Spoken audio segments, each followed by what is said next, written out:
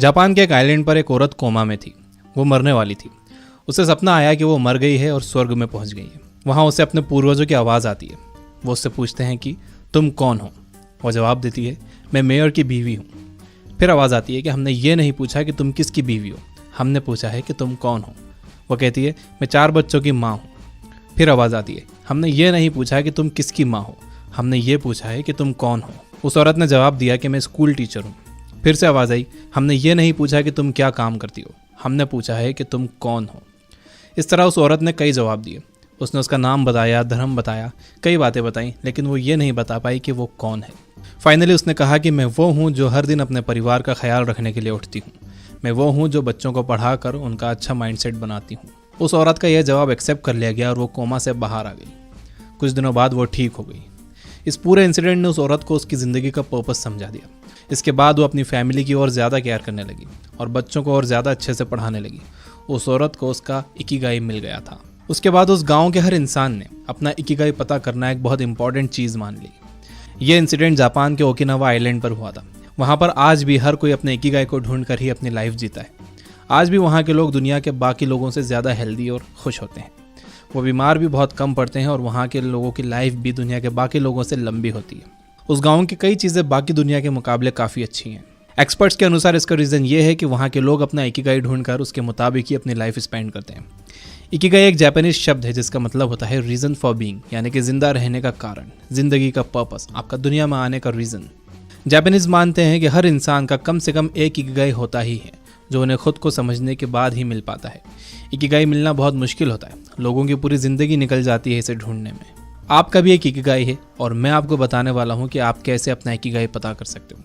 सबसे पहले हम इकिगाई का डायग्राम बनाते हैं। इस डायग्राम में 4 सर्कल्स के इंटरसेक्शंस हैं और इनमें होते हैं 4 सवाल जिनका जवाब आपको देना है। पहला सवाल, व्हाट यू लव। यह सवाल शायद सबसे आसान है। सोचिए, ऐसा कौन सा काम है जो आपको सबसे अच्छा लगता है, जो आपको एनर्जी देता है, जिससे आपको मज़ा आता है। ये कुछ भी हो सकता है, जैसे gardening, painting, exercising, cooking, photography, travelling, reading या कोडिंग, एनीथिंग।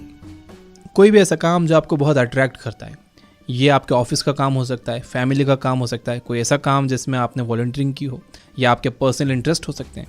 दूसरा सवाल, what you are good at, यानी कि आप कौन से काम में अच्छे हो, कौन से काम के आप एक्सपर्ट हो, आपके पास कौन से स्किल्स हैं। तीसरा सवाल, व्हाट द वर्ल्ड नीड्स। तीसरा सवाल ये पता करने के लिए है कि दुनिया को आज की डेट में किस चीज़ की ज़रूरत है। चौथा और आखिरी सवाल, for what you can get paid. इसमें वो चीज़ें आती हैं जो करके आप पैसे कमाते हो, जिसके बदले लोग आपको पैसे देते हैं, या आपको लगता है कि उस काम के बदले लोग आपको पैसे दे सकते हैं। फर्स्ट और थर्ड क्वेश्चन, मतलब व्हाट यू लव और व्हाट द वर्ल्ड नीड्स के बीच का इंटरसेक्शन में जो काम आएंगे वो आपकी लाइफ के मिशंस होंगे। मतलब व्हाट यू लव और व्हाट द वर्ल्ड नीड के सर्कल में जो कॉमन काम है वो आपकी लाइफ के मिशन होंगे। थर्ड और फोर्थ सर्कल के कॉमन कामों को कहते हैं वोकेशन, जो कि इन दोनों के बीच के इंटरसेक्शन में आते हैं, यानी कि ऐसे काम जिसकी दुनिया को ज़रूरत भी है और उसके लिए लोग आपको पैसे देने के लिए भी तैयार होंगे। फोर्थ और सेकंड सर्कल के बीच के इंटरसेक्शन को कहते हैं प्रोफेशन, यानी कि ऐसे काम जिसमें आप अच्छे भी हो, एक्सपर्ट भी हो और जिसके लिए लोग आपको पैसे देने के लिए भी तैयार हैं या होंगे। ये काम होंगे आपका प्रोफेशन। लास्टली, फर्स्ट और सेकंड सर्कल के इंटरसेक्शन को कहते हैं पैशन, यानी कि ऐसे काम जिनमें आप एक्सपर्ट भी हो और आपको उन कामों से प्यार भी है, वो होता है आपका पैशन। एक बार जब आप अपना पैशन ढूंढ लोगे तो अपना इकिगाई ढूंढना आपके लिए आसान हो जाएगा और आगे मैं आपसे पैशन के बारे में ही बात करने वाला हूँ। तो सबसे पहली बात, आपको अपना पैशन जानने के लिए खुद को जानना होगा, अपनी पर्सनालिटी को जानना होगा। नाकाम लोगों की एक खराबी ये होती है कि वो खुद के बारे में नहीं जानते। और दूसरी बात, आपको ये ध्यान देना होगा कि आप अपना ज़्यादातर टाइम कहाँ बिताते हो, क्या करते हुए बिताते हो। अगेन, नाकाम लोगों की ये भी एक खराबी होती है कि उन्हें पता ही नहीं होता है कि वो अपना टाइम कहाँ बिता देते हैं, उनका दिन कैसे निकल जाता है। इन्हीं 2 वजहों से लोग आगे नहीं बढ़ पाते। सभी कामयाब लोग, बल्कि महान लोग जो पुराने ज़माने में भी हुए, जो आज भी हैं, उन सब का भी यही कहना है कि जब तक इंसान खुद को नहीं जान लेता वो आगे नहीं बढ़ सकता। अब यहाँ से आप एक पेन और एक कॉपी लो। यहाँ पर अब जो मैं आपको बताने वाला हूँ वो आपको लिखना होगा। आप लिखोगे तो आगे वाला पार्ट आप आसानी से समझ सकोगे और ख़ुद को भी आसानी से समझ सकोगे। और जो आप सीख रहे हो वो लिखना एक अच्छी आदत है, कामयाब लोगों की आदत है। पैशन ना मिल पाने का सबसे बड़ा रीज़न ये है कि लोग उन कामों में अपना ज़्यादातर समय लगा देते हैं जिन्हें ना तो वो पसंद करते हैं और ना ही वो उन कामों में अच्छे होते हैं। तो यही देखने के लिए कि आप अपना समय कहाँ लगा रहे हो, हम एक एक्सरसाइज करेंगे। सो आई होप कि आपके पास पेन और पेपर रेडी है। तो सबसे पहले आप एक बड़ा स्क्वायर बनाओ और उस स्क्वायर को 4 स्क्वायर्स में डिवाइड करो। पहले स्क्वायर में ऊपर लिखो, ये काम मुझे पसंद है और इनका मैं एक्सपर्ट भी हूँ। इस स्क्वायर में आप वो सारी चीज़ें लिखो जिन्हें करना आपको बहुत अच्छा लगता है और आप इन कामों के एक्सपर्ट हो। फॉर एग्जाम्पल हो सकता है कि आपको फोटोग्राफी करना पसंद हो या कुकिंग करना पसंद हो, कोडिंग या पेंटिंग करना पसंद हो और आप इनमें एक्सपर्ट भी हो। तो ऐसी चीज़ें जिनमें आप बहुत अच्छे हो और आपको करने में वो मज़ा आता है, इस स्क्वायर में लिख दो। दूसरे स्क्वायर में ऊपर लिखो, ये काम मुझे पसंद है लेकिन मुझे अच्छे से करना नहीं आते।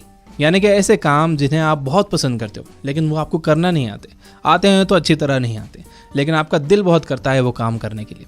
हो सकता है कि आपको कोडिंग अट्रैक्ट करती हो लेकिन आप उसमें अच्छे नहीं हो सकता है कि आपको इंटीरियर डिजाइनिंग पसंद हो लेकिन आप उसमें अच्छे नहीं हो सकता है कि आप एक पब्लिक स्पीकर बनना चाहते हो। तीसरे स्क्वायर में ऊपर लिखो, ये काम मुझे पसंद नहीं है लेकिन ये मुझे करना आते हैं।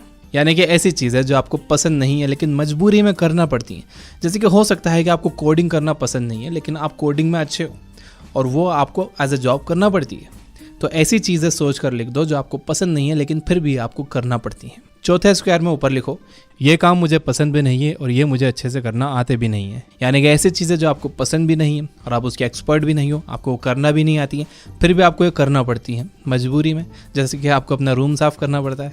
हो सकता है कि आपको रूम साफ़ करना पसंद ना हो और ये आपको आता भी ना हो।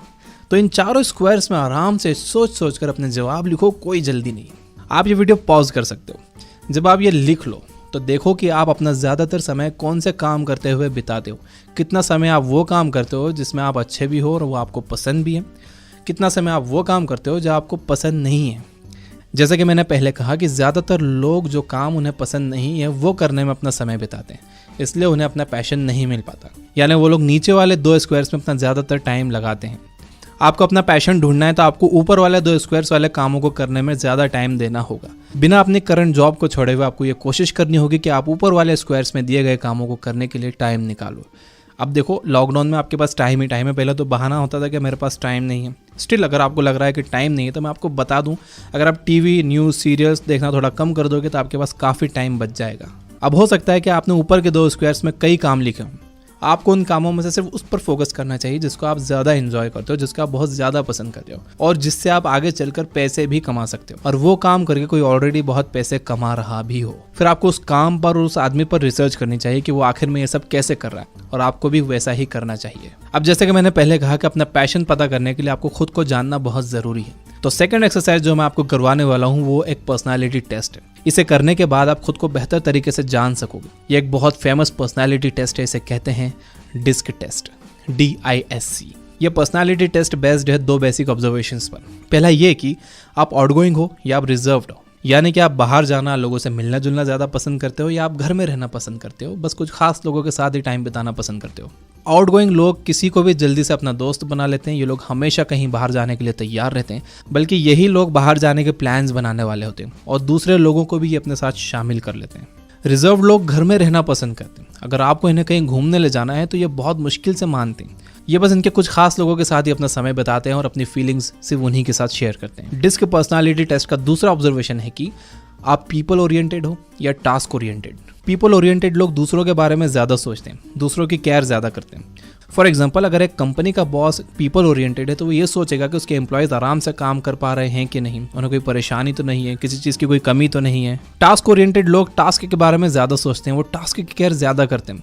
एक टास्क ओरिएंटेड बॉस ये सोचता है कि काम अच्छे से हो रहा है या नहीं, काम पूरा हो रहा है या नहीं, काम की सही क्वालिटी है या नहीं, काम समय पर हो रहा है या नहीं। इसमें आप कुछ भी सही या गलत मानकर मत बैठना। इसमें कुछ भी सही या गलत नहीं है, ये बस अलग अलग टाइप के बिहेवियर है। तो आप खुद को एक ऑनेस्ट जवाब दो कि आपका बिहेवियर इनमें से कौन सा है। खुद को जज मत करना, ये मत मान लेना कि आप जो जवाब दोगे वो फाइनल होगा। इस टेस्ट से आप बस खुद के बारे में और अच्छे से जान सकोगे, इसलिए ऑनेस्टली खुद को इसका जवाब दो। इन 2 सवालों के जवाब से पर्सनालिटी के 4 टाइप्स निकल कर आते हैं, DISC। अगर आप आउटगोइंग हो और टास्क ओरिएंटेड हो तो आपका पर्सनालिटी टाइप है D, यानी कि डोमिनेटिंग। डोमिनेटिंग लोग टाइम पर काम करते हैं और करवाते हैं, टास्क कंप्लीट करते हैं। एक बार ये जो काम अपने हाथ में ले लेते हैं तो उसे कंप्लीट ज़रूर करते हैं, बीच में नहीं छोड़ते। इन्हें लीडरशिप पोजीशन पर रहना अच्छा लगता है। जो लोग आउटगोइंग और पीपल ओरिएंटेड होते हैं उनका टाइप होता है I, यानी कि इंस्पायरिंग। ये लोग दूसरों को इंस्पायर करते हैं अपने कामों से, अपनी बातों से, और ये लोग ज़्यादा बातें करने वाले होते हैं। ये लोग आइडियाज़ पर बात करते हैं, ये लोग भाव-ताव करने में अच्छे होते हैं, ये हमेशा दूसरों की मदद करने के लिए तैयार होते हैं, ये पॉजिटिव एटीट्यूड वाले होते हैं। जो लोग रिजर्व और पीपल ओरिएंटेड होते हैं उनका टाइप होता है एस, यानी कि सपोर्टिव। ये लोग सबको साथ में लेकर चलते हैं। इन लोगों को मिलकर काम करना अच्छा लगता है। ये लोग हम्बल होते हैं। ये लोग सेंसिटिव और स्लो भी हो सकते हैं। जो लोग रिजर्व और टास्क ओरिएंटेड होते हैं उनका टाइप होता है सी, यानी कि कॉशियस। इस टाइप के लोग बहुत सावधान रहते हैं, बहुत सतर्क रहते हैं। इनका फोकस क्वालिटी पर होता है। ये काम में परफेक्शन चाहते हैं। इन्हें गलती करना अच्छा नहीं लगता। ये अपने काम के एक्सपर्ट होते हैं। तो ये थे डिस्क पर्सनालिटी टाइप्स। अब आप सोचो और ऑनेस्टली खुद को जवाब दो कि आप इनमें से कौन से टाइप को। यहाँ ऑनेस्ट जवाब देना बहुत ज़रूरी है। हर इंसान में ये चारों क्वालिटी थोड़ी थोड़ी होती हैं, लेकिन किसी में कुछ ज़्यादा होती है, कुछ कम होती है। तो यही आपको सोचना है कि आप में कौन सी क्वालिटी ज़्यादा है, डी, आई, एस या सी। इस टेस्ट का मकसद आपको किसी कैटेगरी में फिक्स करना नहीं है, बल्कि खुद को अच्छे से जानना है। क्योंकि जब तक आप खुद को अच्छे से नहीं जान सकोगे, आप अपना पैशन भी नहीं ढूंढ सकोगे। अब आपको करना यह है कि जैसा आपका पर्सनालिटी टाइप है उसके हिसाब से आपको काम करना चाहिए। फॉर एग्जाम्पल, अगर आपका पर्सनालिटी टाइप सी है, यानी कि रिजर्व एंड टास्क ओरिएंटेड, और पहले जो मैंने स्क्वायर्स बनाए थे उसमें ऊपर वाले स्क्वायर में आपने लिखा है पब्लिक स्पीकिंग एंड कोडिंग, तो आपको कोडिंग पर ज़्यादा फोकस करना चाहिए, क्योंकि कोडिंग आपकी पर्सनालिटी से ज़्यादा मैच करती है। ये मैंने बस एक एग्जांपल दिया है। इसके हिसाब से आप अब ये पता कर सकते हो कि आपको कौन से काम को ज़्यादा टाइम देना चाहिए। ये बात याद रखो कि नाकाम लोग अपना ज़्यादातर टाइम उन कामों में लगाते हैं जिनमें वो अच्छे नहीं हैं और जिसे वो एंजॉय भी नहीं करते, जबकि कामयाब लोग अपना ज़्यादातर समय उन कामों में लगाते हैं जिनमें वो बहुत अच्छे हैं और जिसे वो एंजॉय भी करते हैं। तो आपको अपना पैशन ढूंढने का मैंने एक बहुत ही बढ़िया तरीका बताया।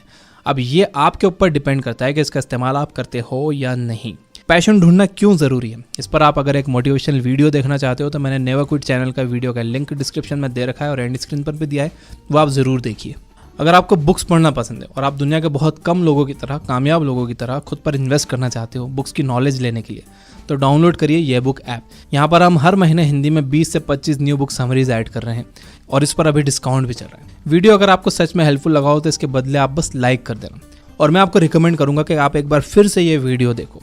Finally, you guys are amazing. Keep reading, keep learning, keep growing. Thank you for watching.